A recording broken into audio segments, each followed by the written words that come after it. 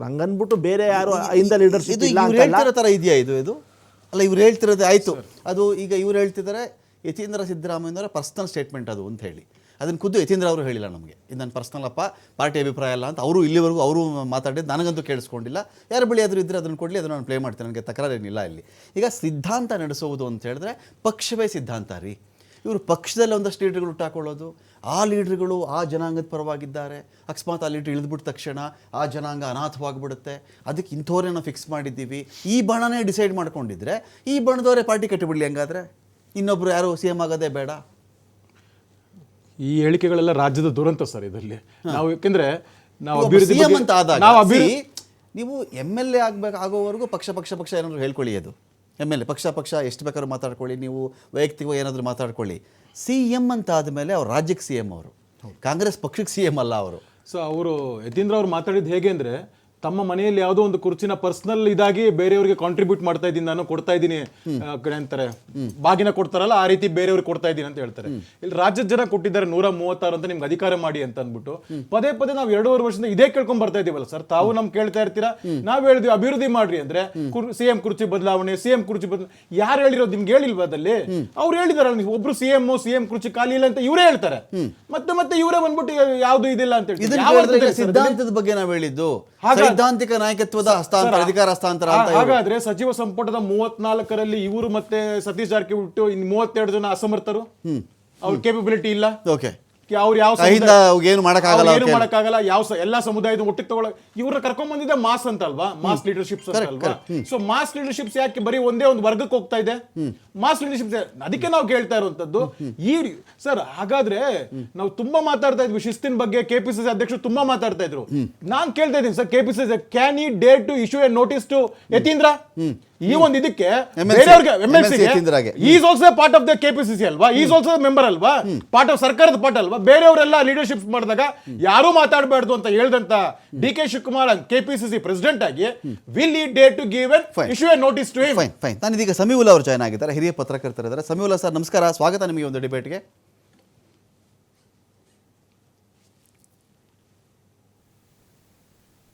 ಸ್ವಾಗತ ಸರ್ ಈ ಡಿಬೇಟ್ಗೆ.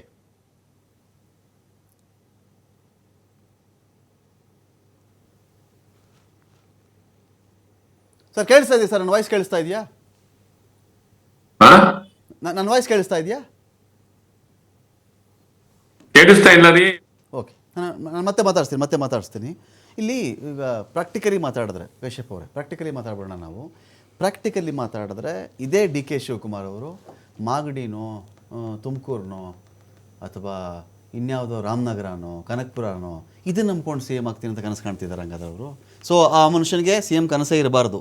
ಇದ್ದರೂ 4-5 MLA, 10 MLA ನಂಬ್ಕೊಂಡು ಕನಸು ಕಾಣಬೇಕು ಅಂತ ನೀವು ಹೇಳ್ತಿರೋದು. ಅವ್ರಿಗೆ ಆ ಚೌಕಟ್ಟು ಆಗ್ತಿದ್ದೀರಾ? ನೀವೇನಾದರೂ ಜಾಸ್ತಿ ಮಾತಾಡಿದ್ರೆ ನಮ್ಮ ಕಡೆ ಇಷ್ಟು ಜನ ಇದ್ದಾರೆ MLAಗಳು, ನಮ್ಮ ಕಡೆಯಿಂದ ಗ್ರೂಪ್ ಇದೆ, ಹಿಂದ ಗ್ರೂಪ್ ನಮ್ಮ ಕಡೆ ಇದೆ, ನೀವೇನು ಮಾಡ್ಕೋತೀರಾ ಅಂತ ಥ್ರೆಟ್ಟಾ ಇದು ಇಂಡೈರೆಕ್ಟ್ಲಿ ಡಿ ಕೆ ಶಿವಕುಮಾರ್ ಅವರ ಕೊಡುಗೆ 40ರಿಂದ 45 ವರ್ಷದಿಂದ ಕಾಂಗ್ರೆಸ್ ಪಕ್ಷದಲ್ಲಿ ಅವರ ಕೊಡುಗೆ ಎಲ್ಲರಿಗೂ ಗೊತ್ತು. NSU ಇಂದ ಹಿಡಿದು ಇಲ್ಲಿವರೆಗೂ KPCC ಪ್ರೆಸಿಡೆಂಟ್ ಆಗಿ ಅವರ ಹೋರಾಟದಿಂದ ಕಾಂಗ್ರೆಸ್ ಪಕ್ಷ ಅಧಿಕಾರಕ್ಕೆ ಬಂದಿದೆ, ಅದರಲ್ಲಿ 2 ಮಾತಿಲ್ಲ. ಅವ್ರಿಗೂ CM ಆಗುವ ಸಾಮರ್ಥ್ಯ ಇದೆ. ಅವರೇ ಹೇಳಿದ್ದಾರೆ, ಕಾಂಗ್ರೆಸ್ ಪಕ್ಷ ಹೈಕಮಾಂಡು ಟೈಮಲ್ಲಿ ಡಿಸಿಷನ್ ತಗೊಳುತ್ತೆ, ನಾನು ಸಿದ್ದರಾಮಯ್ಯನವರು ಒಟ್ಟಾಗಿ ಬಂಡೆ ರೀತಿಯಲ್ಲಿ ಕೆಲಸ ಮಾಡುತ್ತಿದ್ದೀವಿ, ನಾವು ಏನು ಪ್ರಾಮಿಸ್ ಮಾಡಿದ್ದೀವಿ ಅದನ್ನು ಫುಲ್ಫಿಲ್ ಮಾಡ್ತಾ ಇದ್ದೀವಿ ಅಂತ. ಬೇರೆಯವರ ಕೊಡೋ ಸ್ಟೇಟ್ಮೆಂಟ್ಗೆ ನಾವು ಆಸ್ಪದ ಕೊಡೋ ಅವಶ್ಯಕತೆ ಇಲ್ಲ. ಈ ಸ್ಟೇಟ್ಮೆಂಟು ಥ್ರೆಟ್ಟು ಗಿಟ್ಟು ಎಲ್ಲರೊಂದಿಗೆ CM ಒಂದಿಗೆ 140 ಜನ ಇದ್ದಾರೆ, DCM ಒಂದಿಗೆ 140 ಜನ ಇದ್ದಾರೆ. ಹಾಗಾಗಿ ಅವರೊಂದಿಗೆ ಇವರೊಂದಿಗೆ ಅಂತ ನಾನು ಈ CT ರವಿ ಅವ್ರ ಸ್ಟೇಟ್ಮೆಂಟ್ ಇಟ್ಕೊಂಡು, ನಾನು ಅಶೋಕ್ ಅವ್ರ ಮಾತಿಟ್ಕೊಂಡು, ಇನ್ಯಾರು ವಿಜೇಂದ್ರ ಅವ್ರ ಮಾತಿಟ್ಕೊಂಡು ಕೇಳ್ತಿಲ್ಲ ಸ್ವಾಮಿ. ನಿಮ್ಮ ಮುಖ್ಯಮಂತ್ರಿ ಮಗ ಮಾತಾಡ್ತಿರೋದು ಈ ಮಾತು. Yes, straight from the horse mouth. ನೋಡಿ, ಅವರು ಹೇಳುತ್ತಿರುವುದು 2028ರ ಮಾತು, ಪ್ರಸ್ತುತ ಮಾತಲ್ಲ. ಪ್ರಸ್ತುತ ಸಿಎಂ ಹುದ್ದೆ ಖಾಲಿ ಇಲ್ಲ. ಉತ್ತರಾಧಿಕಾರಿ ಅಂತ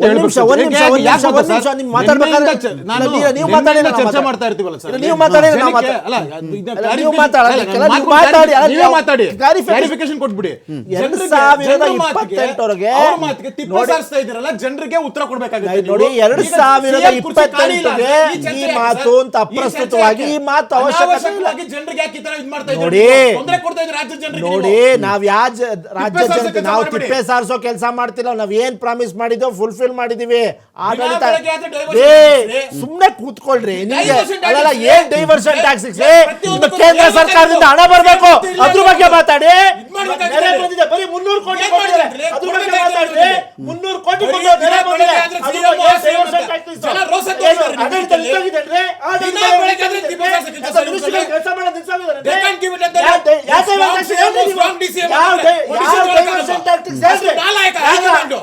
ಅಷ್ಟು ನಾಲಾಯಕ ಏ, ಹೈಕಮಾಂಡು. ಯಾರು? ಆ ನಾಲಾಯಕ ಹೈಕಮಾಂಡ್ ಕಟ್ಕೊಂಡು ನೀವು ರಾಗಾಡ್ತಾ ನಿಮ್ಮ ಇರ್ತೀರಾ. ಎಂಪಿಗಳ ದಿನ ಇದೇ ನಾಲಾಯಕರು ಆಗ್ತಿದೆ. ರಾಜ್ಯಕ್ಕೆ ಬರಬೇಕಾಗಿರೋ ಅನುದಾನ ತರ್ತಿಲ್ಲ. ಜನ ಏನು ನಿಮ್ಮ ಆ 18 ಜನ ಅಧಿಕಾರ ನಾಲಾಯಕರು ಎಂಪಿಗಳು ರಾಜ್ಯಕ್ಕೆ ಬರ್ತಾರೆ, ಇದೆ ಸರ್, ಅನುದಾನ ತರ್ತಾರೆ. ಕಿರ್ಚ್ಕೊಳ್ಳೋ ಅಂಥದ್ದೇನೆ. ಕಿರ್ಚೋಲ್ಲ ಅಂತ ನಿಮ್ಮ ಏನು ಸಾಧನೆ ಮಾಡಿ ಗುಡ್ಡೆ ಹಾಕಿದ್ದು ಏನು ಇಲ್ಲ.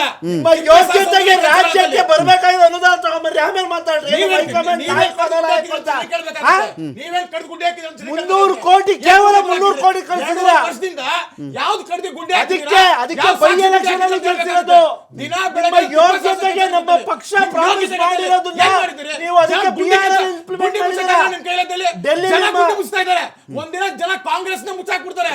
ಜನ ಕಾಂಗ್ರೆಸ್ ಇತಿಹಾಸದಲ್ಲಿ ಇದೆ. ಬ್ರಿಟಿಷ್ ಅವ್ರಿಗೆ ಎದುರ್ಕೊಳ್ಳಿಲ್ಲ, ನಿಮ್ಮಂತ RSS ಬಿಜೆಪಿ ಅವ್ರಿಗೆ ಎದುರ್ಕೊಳ್ತಿದ್ರೆ. ನಿಮ್ಮಂತ RSS ಬಿಜೆಪಿ ಅವ್ರಿಗೆ ಎದುರ್ಕೊಳ್ತಿದ್ರೆ, ಬ್ರಿಟಿಷ್ಗೆ ಎದುರ್ಕೊಳ್ತಿದ್ರೆ ಬಿಜೆಪಿ ಕಾಂಗ್ರೆಸ್ ಪಕ್ಷ ನಾವು. ಅಭಿವೃದ್ಧಿ ಬಗ್ಗೆ ಮಾತಾಡಿ ಕಿಟ್ಟಾಕಿದ್ರಂತ ನೋಡಿ ಏನ್ ಕಿತ್ತಾಕಿದೀವಿ ಅಂತ ಜನ ಬಂದು ಅದಕ್ಕೆ ಬೈ ಎಲೆಕ್ಷನ್ ಕೊಟ್ಟಿದ್ದಾರೆ. ಹೇಳ್ತು ನಿಮ್ಮ ಯೋಗ್ಯತೆಗೆ ಫಸ್ಟ್ ನಿಮ್ಮನೆ ಸರಿ ಮಾಡ್ಕೊಳ್ಳಿ. ಹೇಳ್ರಿ ಸರ್ಕಾರ ನಿಮ್ಮನೆ ಸರಿ ಮಾಡ್ಕೊಳ್ರಿ ಫಸ್ಟ್. ಕೇಳ್ಬೇಕು ಸರ್ ಇವ್ರಲ್ಲಿ. ನಿಮ್ಮ ಯೋಗ್ಯತೆಗೆ ಎತ್ತಾಳ್ ಹೇಳ್ತಾರೆ. ಈ ಸರ್ಕಾರ ಅಸಮರ್ಥ ವಿರೋಧ ಪಕ್ಷ ನಾಯಕ ಅಂತ ವಿಶ್ವನಾಥ್ ಹೇಳ್ತಾರೆ. ನೋಡಿ ಇದೊಂದು ಕೋರಸ್ ಇದು. ಅಲ್ಲಲ್ಲ ನಿಮ್ಮ ಪಕ್ಷದ ಶಾಸಕ ವಿಶ್ವನಾಥ್ ಹೇಳ್ತಾರೆ ಅಸಮರ್ಥ ವಿರೋಧ ಪಕ್ಷ ನಾಯಕ ಅಂತ. ಇದು ನಿಮ್ಮ ಪಕ್ಷ, ಇದು ನಿಮ್ಮ ಪಕ್ಷ ನಡ್ಕೊಳ್ಳೋದಕ್ಕೆ. ಬಗ್ಗೆ ಮಾತಾಡಿ. ರೇ ನಿಮ್ದು ಹೇಳ್ಬೇಕಲ್ವಾ? ನಮ್ ನೋಡ್ಕೊತೀವಿ ರೇ, ನಮ್ಮನ್ನ ನೋಡ್ಕೊತೀವಿ. ನಿಮ್ಗೆ ಯಾಕದು ಸ್ಟೇಟ್ಮೆಂಟ್ ಕೊಡಿ ನೋಡೋಣ. ರೇ ತಾಕತ್ತಿದ್ರೆ ಕೊಡಿ ಕೊಡ್ತೀವಿ ಸ್ಟೇಟ್ಮೆಂಟ್. ಪಕ್ಷ ಸ್ಟ್ಯಾಂಡ್ ಅಲ್ಲ ಇಶ್ಯೂ ಮಾಡಿ ನೋಟಿಸ್. The KPCC president ಎಲ್ಲರೂ ಒಂದೇ ಪಕ್ಷದ ಮುಂದೆ ಎಲ್ಲರೂ ಯಾವ ಭಯಾನೂ ಇಲ್ಲ. ಅದಕ್ಕೆ ನಿಮ್ ಯೋಗ್ಯತೆಗೆ ಮೋದಿ ಮುಂದೆ ನಿಂತ್ಕೊಂಡು ರಾಜ್ಯಕ್ಕೆ ಅನುದಾನ ಕೇಳಕ್ಕಾಗಲ್ಲ.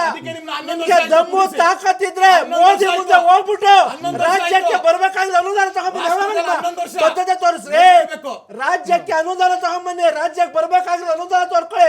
ಮೋದಿ ಮುಂದೆ ನಿಂತ್ಕೊಂಡು ಗಡ ಗಡ ಗಡ ಗಡ ಅಂತ ಎದುರ್ತಾರೆ ಬಿಜೆಪಿ ಅವ್ರ ನಾಯಕರು.